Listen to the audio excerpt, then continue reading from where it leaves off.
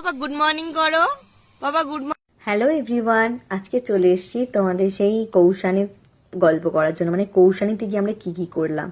তো সকাল সকাল মানে গুড মর্নিং তোমাদেরকে সবাইকে বলি। আর এই চলে এসেছি কৌশানীর যে হোটেলে ছিলাম সেই হোটেলের ছাদে।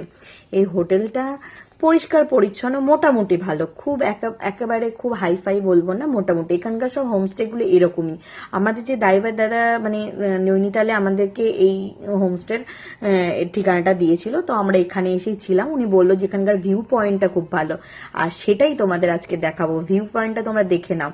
এই হচ্ছে হিমালয় পর্বতমালা, অসাধারণ, মানে চোখটাই আমার মুগ্ধ হয়ে গেছিল, মন তো শান্তি হয়ে গেছিল। কারণ এইটা দেখার জন্য মেনলি এখানে আসে, আর এখানে রাতেবেলা আসে, সকালবেলা এই দৃশ্যটা দেখে সবাই আবার মানে মুন্সিয়ারির দিকে চলে যায়। তো আমরা এখানে দুদিন ছিলাম, কারণ আমরা বললাম নিজেদের মতন যেহেতু এসছি আমরা এখানে দুদিন স্টে করব। তো এই ছাদে এসে আমরা ছেলেকে খাওয়াচ্ছিলাম, খাওয়াতে খাওয়াতে অসাধারণ এই ভিউটা দেখেছি। এটা আমাদের জানলা দিয়েও দেখা যাচ্ছিল, কিন্তু ভেতরে এত ঠান্ডা যে আমরা ওখানে থাকতেই পারছিলাম না। তাই ছাদে এসে রোদটাও খেলাম, অনেকদিন পর রোদটা দেখে আরো আনন্দ হলো। আর এই যে আমাদের দুপুরবেলার লাঞ্চ চলে এসেছে, যেটা হলো কুমায়ুন থালি, যেটা আমরা হোটেলে অর্ডার করেছিলাম স্পেশালি কুমায়ুন থালি খাবো বলে। এখানকার স্পেশাল খাবার নাকি কৌশানী, যেহেতু এখানে অনেক চাষবাস করা হতো, চাষের অনেক ডাল টাল দিয়ে এই থালিটা বানানো। আমার খুব একটা পছন্দ হয়নি, আমার বরের খাওয়ার ইচ্ছা ছিল তাই খেয়েছিল।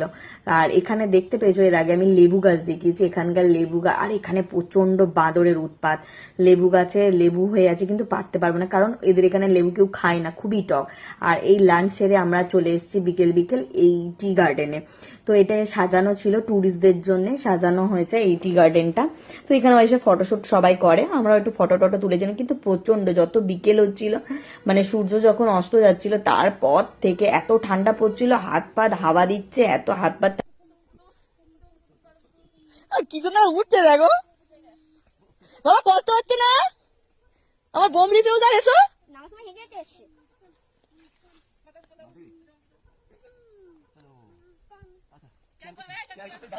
বেশিক্ষণ আমরা ওখানে থাকতে পারছিলাম না, তাই তাড়াতাড়ি আমার বোম ডিফিউজার, আমার কই মিলগের জাদু, কি বলবো তোমরা দেখো, দেখতেই পাচ্ছ একা একা হাঁটছে। ও খুব এনজয় করেছে, আমরাও খুব এনজয় করেছি।